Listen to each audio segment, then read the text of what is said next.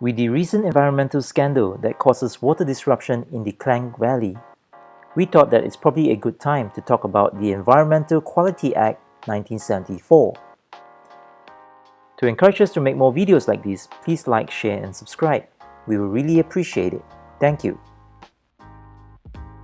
In Malaysia, as the name suggests, the Environmental Quality Act 1974 was enacted to cope with the environmental problems faced in the country. Whilst we don't intend to talk about the Act in detail here, we hope that the general discussion here can help you better understand what you can or cannot do. The first thing you need to know is that in order to operate any existing equipment, control equipment, industrial plant, premises or vehicles for the movement and deposit of waste, the Director General of Environment Quality may issue a license upon any application and payment of the prescribed fee, with conditions attached to it.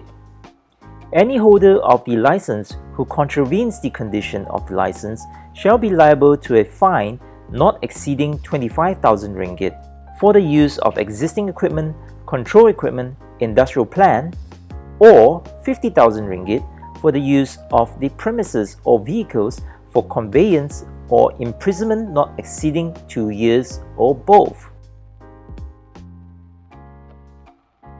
Section 21 of the Act is an important section.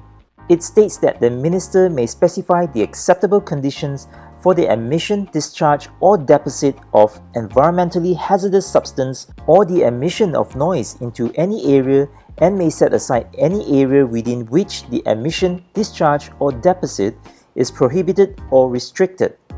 In other words, unless licensed, no person shall discharge any environmentally hazardous substance, and even if one is licensed, one is limited to discharge or do so with the limitation and conditions set out in the license. The Environmental Quality Act 1974 restricts noise pollution, pollution of the soil, atmosphere, and water. Noise pollution would cover any noise greater in volume, intensity, or quality that is in contravention of the acceptable conditions specified under Section 21. Anyone who commits this act shall be liable to a fine not exceeding 100,000 ringgit Malaysia or imprisonment not exceeding 5 years or both. Pollution of soil, again subject to the acceptable conditions specified under Section 21, includes the placing of any matter such as soil, liquid or gaseous on the land or any obnoxious or offensive matter that may interfere with the beneficial use of the soil or the surface of the land or the underground water. The penalty to this is fine not exceeding 100,000 ringgit Malaysia or imprisonment not exceeding 5 years or both. Pollution of the atmosphere, on the other hand, has two types.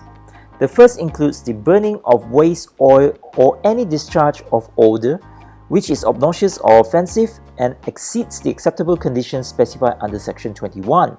The penalty to this is fine not exceeding 100,000 ringgit Malaysia or imprisonment not exceeding 5 years or both. The second type is open burning, where the penalty is fine not exceeding 500,000 ringgit Malaysia or imprisonment not exceeding 5 years or both. The pollution of water similarly has two types. The first includes the dumping of any waste into inland waters or causes any waste to fall, descends, drains, evaporates, wash, blown, or percolates into any inland waters in contravention of the acceptable conditions specified under Section 21. Inland waters is defined to include any reservoir, pond, lake, or river. The penalty to this is fine not exceeding 100,000 ringgit Malaysia or imprisonment not exceeding 5 years or both.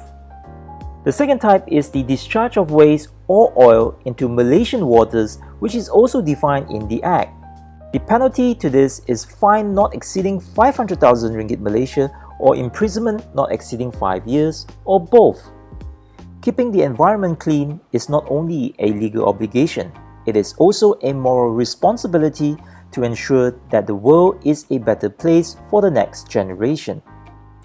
Offenders should not be given a slap on the wrist simply because they have the money to pay for the fine, especially when the effects of the wrongdoing goes beyond inconvenience to the entire state.